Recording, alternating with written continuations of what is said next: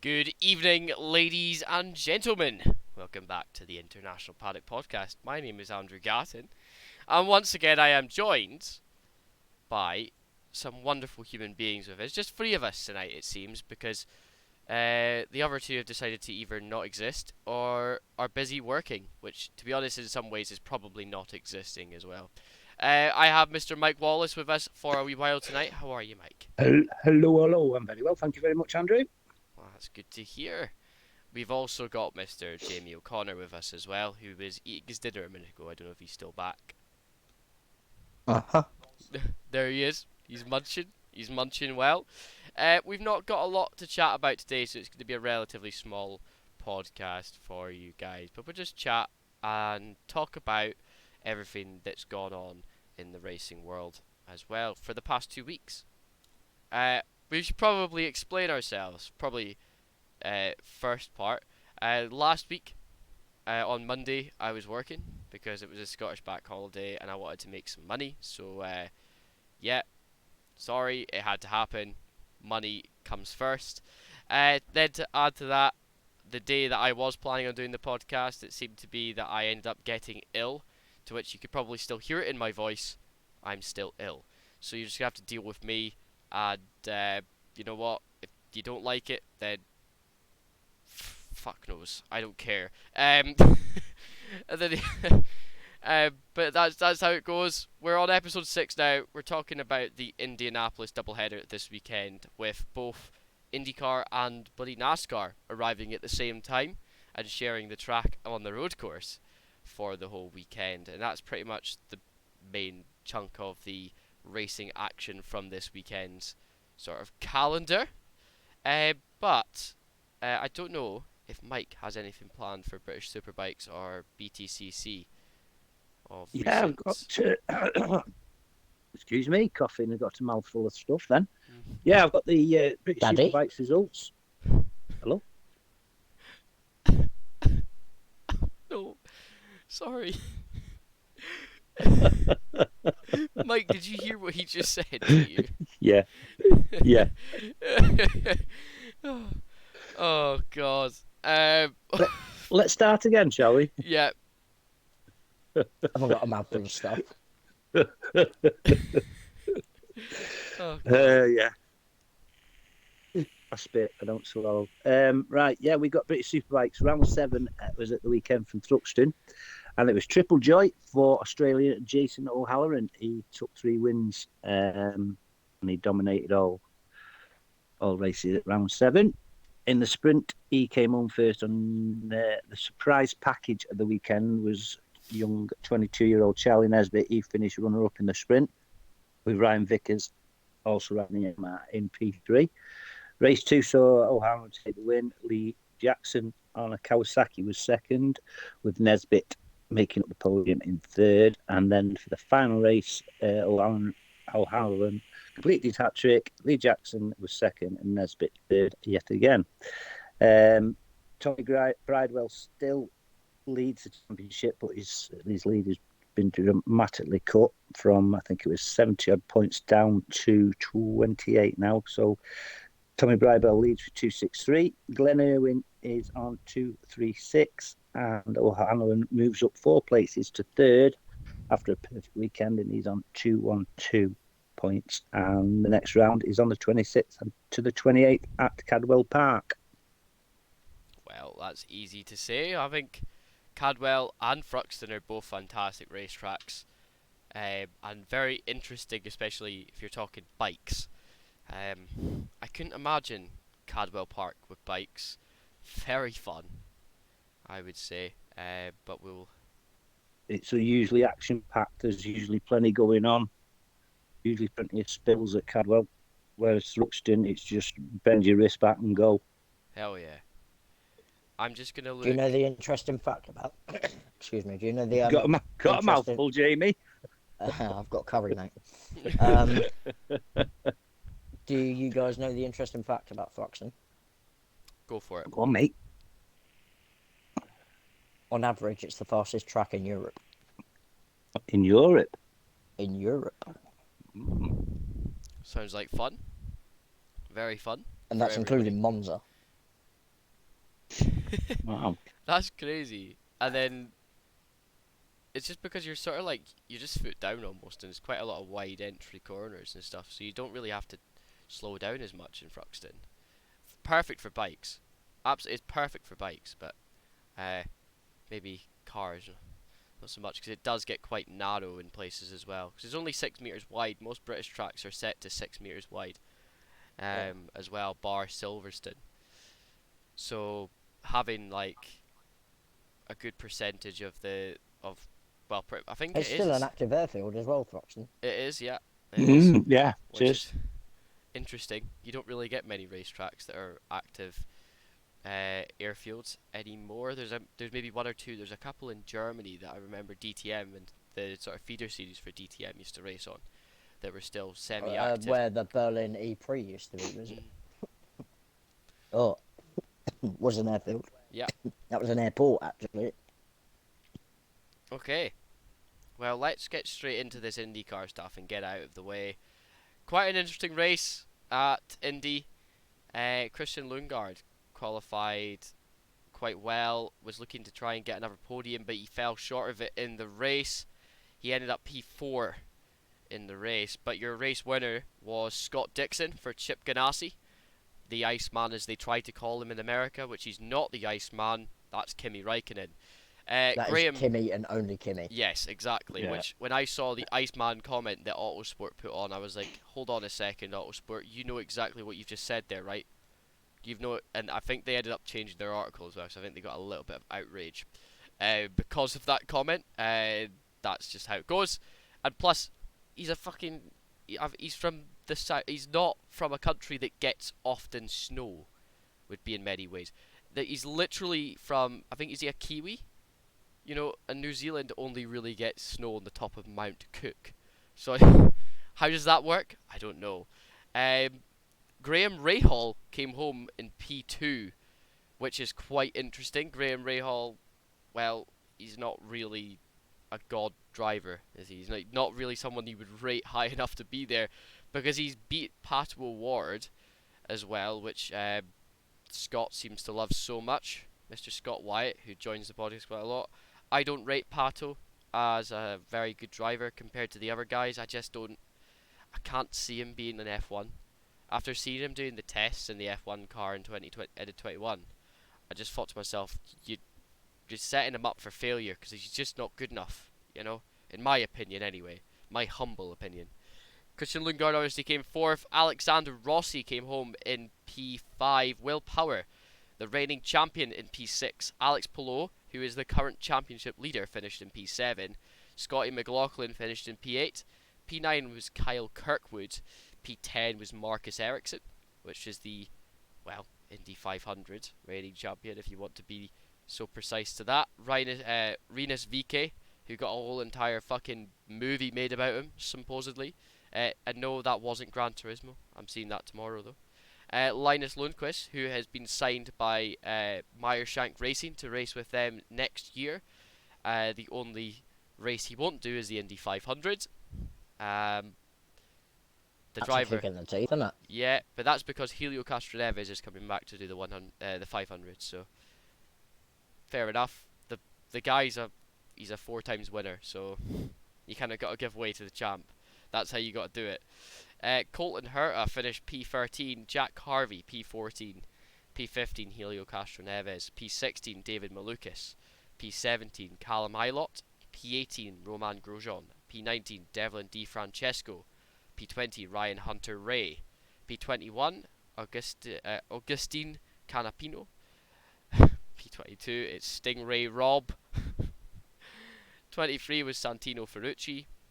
P24 was Marcus Armstrong. 25 was Joseph Newgarden. You need to go and have a look at the incidents to see why he's down there. 26, Benjamin Pedersen, and P27 was Felix Rosenqvist, and that was rounding out all 27 runners of the IndyCar race. But yes, the supposed Gallagher Grand Prix at the at the Indianapolis road course was quite interesting, and we're gonna have a look at NASCAR now. Get that out of the way. Before we go on to NASCAR, Yeah, can we talk about Indy next? you want to talk about Indy next? Yeah, because they were there as well, and no one is talking about is it Jess Hawkins? No, is it Jess Hawkins that's in it? No, Jamie Chadwick. Jamie Chadwick. Jess Hawkins is still out with an injury, Yeah. I believe. Yeah, my bad. Yeah, but yeah, Jamie Chadwick isn't being talked about enough in IndyCar. Well, she finished P10 in that last race. Yeah, but you should have seen the race in the morning on Saturday. It was ridiculous. Yeah, I did see a little bit of the clips and stuff like that were getting thrown around. It seems to be she's getting her racecraft better though, like when she's racing in Indy next, because she's racing guys that are very competitive. Like, I don't know how to describe Indy next, because it was basically the Formula Atlantic series that's been merged together with, which was the Indy Lights calendar previously. These cars are pretty much like, how do I describe it? They're a mix of like a Formula 2 and a Formula 3 car. So they've got quite a lot to them, but they're not the same as the Indy cars that you would be driving. Obviously, there's a lot more to them as well than that. My opinion is that Jamie Chadwick's probably got at least another year in Indy next if she can find sponsorship before she's going to be anywhere successful in Indy next. I can't see her. She's definitely not going to win the championship this year. She's not going to be near top 5, I don't think, by the end of it. So therefore, she's not going to get picked up by any big teams. She's not in any development programs, so that reduces her chances. But if she pushes hard towards the end of the year, she'll get picked up. Because it looks like people like McLaren and stuff like that are in the shit right now because of the comments that were being made over the weekend. I don't know if anybody's seen that on Twitter recently, with the comments getting fired around. It was the same last year that Alex Palou was meant to be going to McLaren. Everybody seems to be sprinting that back into the rumour mill, but it's not true though, because even Chip Ganassi was just like, this isn't correct, you know. He's contracted to drive with us, and there's a contract in negotiation just now with us, and his agent has said no, that they're not talking to anybody else, and we've got evidence of that. So why is this going on? Personally, I just think it's shit. It's just people in the rumour mill just making assumptions because they can, and they want to see a good driver go to a team that needs a good driver at the moment. But yeah, kind of a shitter, really. I don't know why it's an Alpine situation, isn't it? If you remember that situation with Oscar Piastri last year, when he said that I will not be driving for Alpine next year, and Alpine were like, holy shit, this is fucked. We had a contract, blah blah blah. But they didn't have a contract, and Alpine had fucked it. They had basically screwed the pooch. So how does that end up being? And he's actually doing better at McLaren than he could have done at Alpine, because Alpine are shit. So yeah, it's quite interesting to say the least. We'll move on from my little bitch fit. Let's get the NASCAR results up for everybody, because this was quite the race, ladies and gentlemen. The Verizon 200 at the Brickyard. He had Michael McDowell finishing P1, Chase Elliott in P2, and Daniel Suarez in P3. Now, the big story this weekend wasn't about the actual fucking race itself, was that Shane Van Gisbergen came back and finished P10 in his second ever NASCAR race after winning the first one he did. And, well, Brody Kostecki from Supercars decided to give it a go as well with Team Chevy. and he didn't do too bad either. He finished P22 ahead of Kevin Harvick, Mike Rockenfeller, and Ricky Stenhouse Jr., who is, well, the reigning Daytona 500 winner on that one. And Jenson Button finished P28 to add to all of that. So Mike Rockenfeller and Jenson Button being the two guys that were driving the Garage 56 Innovation NASCAR at the 24 Hours of Le Mans. So interesting, very interesting to add to that. Your overall, where is? I've generally completely forgot where I had this. I had it saved down. I had the actual bullshit lineup. I don't know. Where was it? I just want the overall. Come on, give me the overall stuff. I absolutely hate this thing. Why did they make these fucking websites so bad? Because I had this all saved down.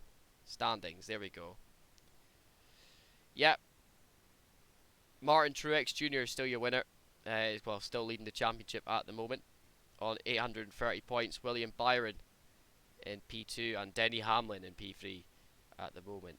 The projected points right now is that Denny Hamlin will be P2 and William Byron will be P3. And there's quite a lot of things going on. There's some cars that we thought would make it to the playoffs, and we're getting close to that all-important playoff day for these guys. That, well, they haven't been doing that well, to say the least, and that is just unfortunately the state of NASCAR at the moment. You've got the likes of where is he? Austin Cindric and Chase Elliott and Alex Bowman, sort of three drivers you were expecting to be in that playoff position at the moment, and they're not. They are not. They are nowhere near, which is a bit shit. But we move on and we digress. Right. What else have we got to chat about? We've got ERC starting up last week. Let's get those results up and have a wee chat about that, will we? I certainly will.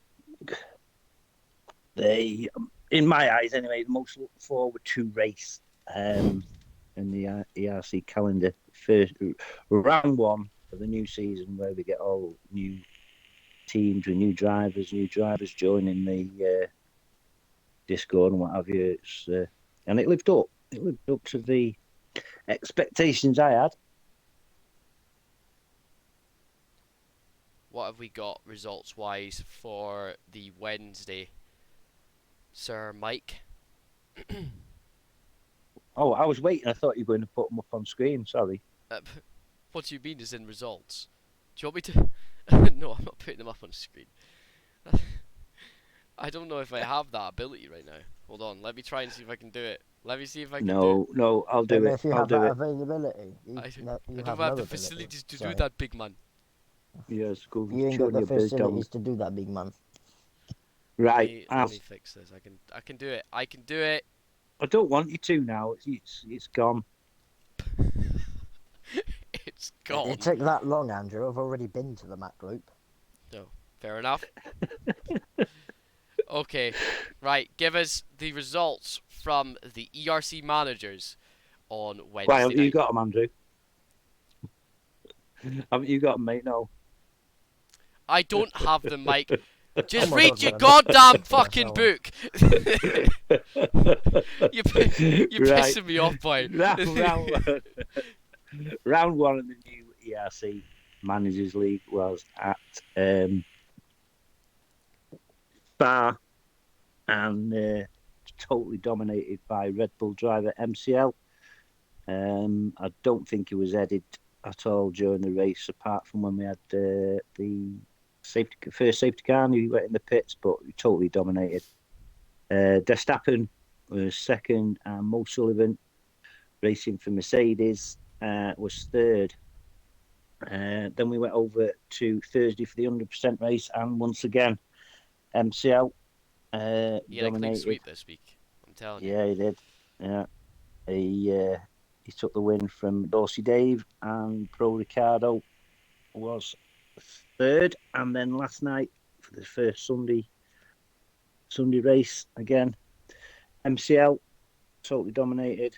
Had a little battle with Verstappen early on in the race till Verstappen had an unfortunate incident at, I think it was the fourth attempt going around that corner. Andrew, he spun up 3 times and then he had absolutely he had DNF'd four on it. moments Yeah, round just after the camel coming back down yeah. towards the hairpin. He just kept dropping it in the gravel, and that's just But not where you want to be.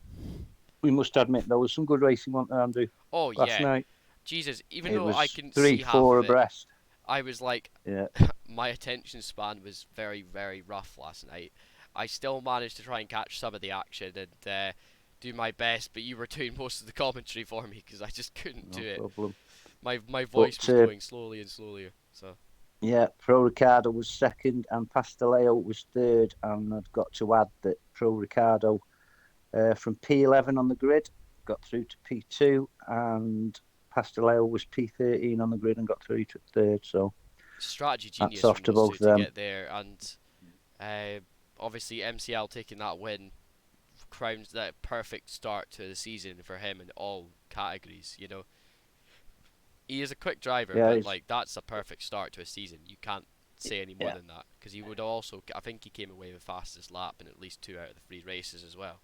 So he's only dropped 1 point roughly. out of a maximum. Yeah, he's So totally alien. He's always, like say, Andrew, he's always been quick, but he seems to have got his act together this year. yeah, He's always up there. He's fighting for championships, but this year this game's I gonna be can't his see game. anything. Yeah, we need a sniper somewhere to keep popping his tyres Yeah, somewhere, I think. maybe get Silverstone on the back of Yeah, Hanger Straight and get somebody to sit on the gantry and just pop his yeah, tires a little bit.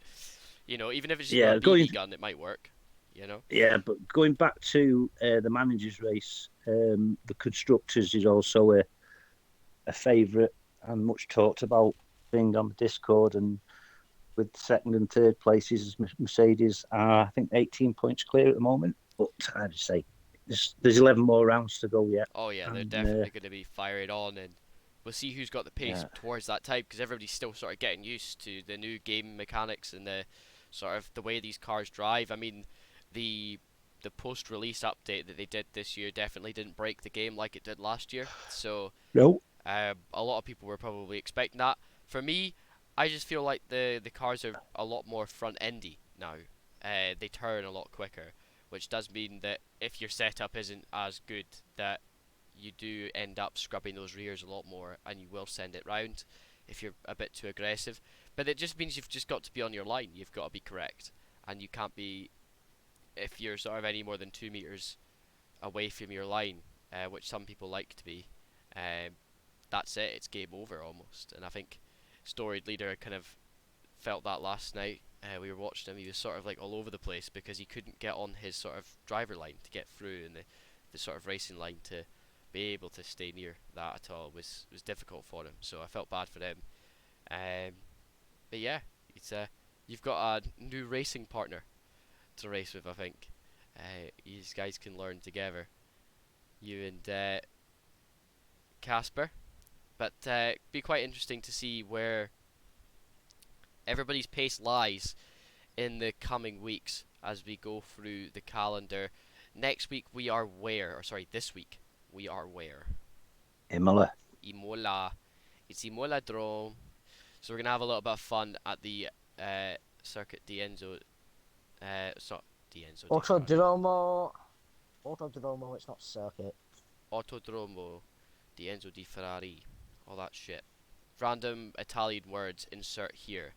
Pasta, pasta, pesto. Pizzeria. Pizza. There you go. So, with that added up, very eventful this week for ERC. Going on to Imola for the racing in this coming week. Going to be interesting to see how that gets going. We're going to be moving on very swiftly to Papa Champs, which I do have the confirmed results up on Discord right now that I was sent earlier. And our race results are as follows, if I can find them again. Where, why, and how is this ending up like this? Things are just disappearing. Results and standings. Cool. Right. So, the final results from Monaco after the stewards report was issued the day after. We have Jamie O'Connor currently he is the race winner for that one, taking home 25 points and 6 bonus points to take home at the end of all of that. Scott, Wait, after a woo. penalty, got dropped down to P2. He's now on 18 points with 2 bonus points added on to that. Angelissimo finished in P3, finishing with an overall points of 15 and a bonus point of 1 to add to that. Kozlesko finished in 4th. In 5th was Sus Jerry Jr. He got 2 points deducted via penalties, so he only got 10 points from his overall points there. So he's actually 10. He's got 8 points given to him for that race. Same as Vapid Cook got, finishing P6. Kirby finishing P7. Panda Pat Cheetah finishing P8. And then we had 3 DNFs of Grumpier Lion, Cal 17 F1, and myself, who literally ran in the house and was in my sim. Didn't even get a chance to go to the toilet. I literally still had my jacket on while I was trying to drive. There you go. And that's how that works. The overall standings are as follows. We have Jamie O'Connor, who's in this party right now. 71 overall points with 11 bonus points. Scott, 69 points and 9 bonus points. He's Angelissimo. not allowed any more points because he's on 69. Yeah, he's done. No more racing for him. Angelissimo, 6 bonus points to 66. Normal overall points for himself in 3rd. Panda Pachita in 4th with 59 points and 6 bonus points. Vapid Coot in 5th with 33 overall points and 3 bonus points. Dan Davis in 6th with 25 points and 5 bonus points. Winite in 7th with 22 points and 3 bonus points. Wallace Jr. in 8th with 19 points. FFS, for fuck's sake, is Mark. It's 18 points for him and 2 bonus points. TM Kirby in 10th with 14 points. 11th was Kozlesko with 12 points. In 12th we've got Jack Carroll with 10 points. In 13th we have Sus Jerry Jr. with 8. And in 15th we have Cal 17 F1 in 6 points.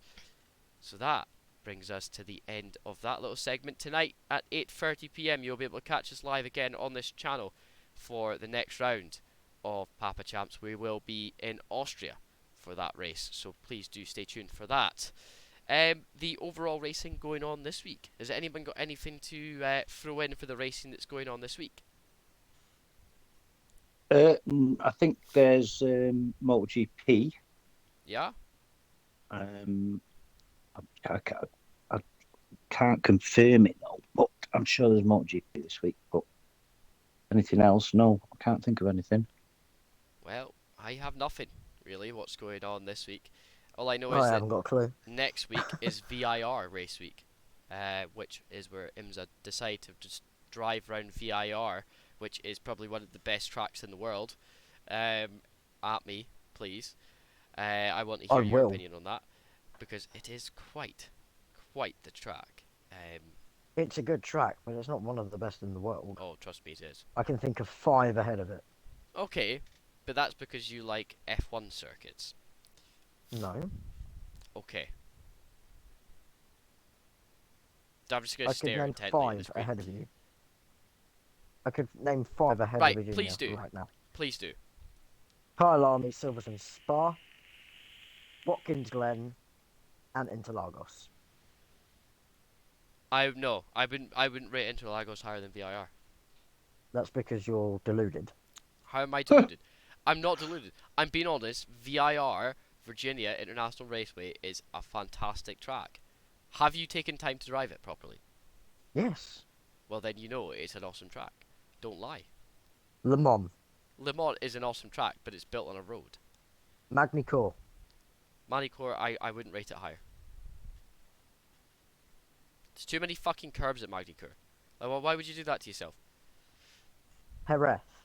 Estoril. Jerez, an Estoril, not really. Sorry.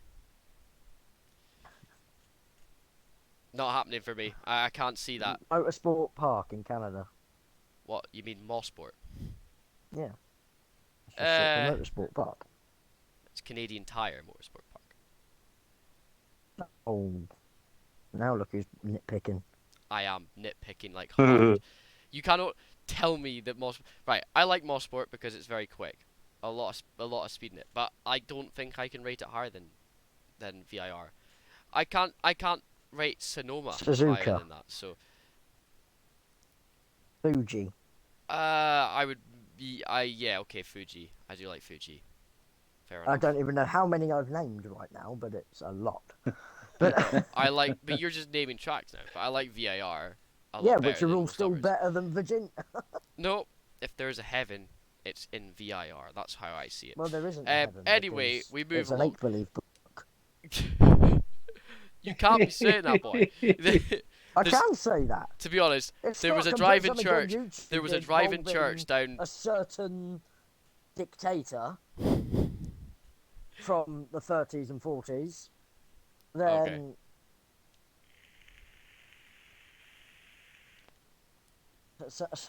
someone in the chat, Andrew. Do you want to read their comment out? I've driven VIR and Sonoma is so clear.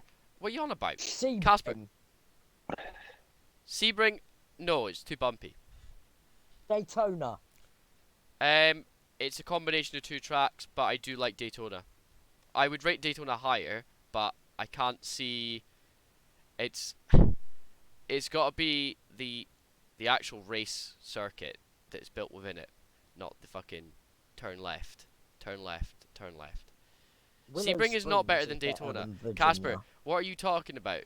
Daytona is so much better than Sebring. Sebring is an awesome track, don't get me wrong, but you've got too many track surface changes, so it's very Donington difficult Park to run is it. better than as Uh, well. Donington and VIR are very similar though. There's a lot of gradient change, and the track is sort of similar in that Mount sense. Panorama is better than Virginia International Raceway. Okay. I could go on. So Phillip you're right. Island, Okay, I get your point, Adelaide. but to me, VIR is better. Okay, I prefer VIR, and that's where it is. Everyone's like entitled- Sonoma, but it's everyone not is better than VIR. entitled to their opinion, but your opinion is wrong. Right. Okay. I have just been called out saying that my opinion is wrong, but I don't believe you. Yeah, you cannot hate you. Nitpicking isn't about opinions though. But I'm not complaining about Le Mans. I love Le Mans. You I watched were them just complaining about Le Mans. You said it's made of roads. Yeah, but I wouldn't rate it Also higher than made of roads, VIR. Andrew. There's so many That's things how that you've it's got to tarmac. factor in. VIR is an actual dedicated race circuit, right? That is so clean to run on. It is fucking awesome. And if you get punished hard, and that's where it is. Casper says you can't include Mount Panorama. There you go. I don't know how. I don't know why. It's a race circuit. I'm going to say something you'll hate now, Mike. Go on. COTA is better than Virginia International Raceway. No. Okay, we're gonna move on. I can't believe you just said that. It must be bad if Cota's better than it. No, I can't believe you just said that to me. You cannot. But It's not a bad track. I'm in agreement with that. right. But there are so many different racetracks in the world that are better than Virginia International Raceway. In your opinion. In literally everyone's opinion, but yours. It's that good. I'd never heard of it till Andrew mentioned it. That's because you don't watch that much racing unless they go there on a motorbike. So, and I don't think that Andrew. would end very well if they went there on a motorbike. As much as I'd like to go on and argue my case here, I'm going to have to. Yeah, we're gonna start Depart. tying up the podcast now. As I said, wasn't a long one today. There's not really much going on because it's a summer break for a lot of racing series out there. So, yeah. If you need me later on, I'll be back about 7:15. That's fine. No, we don't have comms till 8:30, mate. So you're all right. Yeah. Right. All right, Mucker. See you all. See you later, See you mate. later. Yeah, Mike. Bye, But mate. before we do wrap the podcast up, SFR's back, ACC, Xbox and PC, starts on the 9th of September. Go get signed up. Yes, I was literally just about to say what's going on. That's right, you can talk about it more if you want. Yeah. Oh god. Well, to add on towards the end of the podcast, we've got a lot of changes coming within International Paddock before we end that we need to discuss. International Paddock has SFR starting back up again very soon. They're going to be bringing us ACC on both Xbox and PC sides, with a new calendar, new twists, new driving, everything added in to the mix. So stay tuned for everything that's going on there. But sign-ups are live if you go to the you put it on Grid Finder, if I remember. But The Xbox side, yeah. yeah, if you want to be so amazing, you can jump over onto our Discord, and well, why don't you sign up? You can't be that bad. Because I guarantee you there's people that's worse than you in the world. So just have a bit of fun, drive around with the lads, and just get used to having some fun and driving fast and eating ass. Here you go. This link here, I'm going to control V it. Oh, it's not going to let me do it. Of course it's not going to let me do it, because that requires effort, doesn't it? Twitch. It's fine. You guys will probably... There's a link to that stuff in our channel description, so you can be able to join our Discord. To also add on to everything else that's going on in International Paddock over the next coming weeks, obviously we've got Papa Champs Night at 8:30. Hopefully this week we've got our next Candid Pit Stops going live on this channel as well, which is with me and Jamie. We're going to have a wee chat. We're going to do something interesting while we're doing it as well. A little change of scenery would be the words to this Candid Pit Stops. If you haven't seen the last one, it's live on our YouTube now, and that was with Mr. Tom Gorian. So you can catch up on that one whenever you want. It's there for your viewing pleasure. Wednesday and Thursday, 8 PM, we have, in this order, we've got Managers, ERC, and then ERC 100 on the Thursday. And Sunday, we're live at 8 PM for ERC Sundays as well, live on this channel. So, yeah, going pretty well at the moment. A lot of streams coming live on the International Paddock channel, so you guys can enjoy all of what we get to see and take care of in the background. So, without further ado, it's time to end. Thank you very much for watching this episode of the International Paddock Podcast. I have been Andrew Gatton. Sorry it was so short today. Cannot be helped. But we will catch you in the next one. Next Monday, 5 PM. Be there or be a square. See you later, guys. Thank you.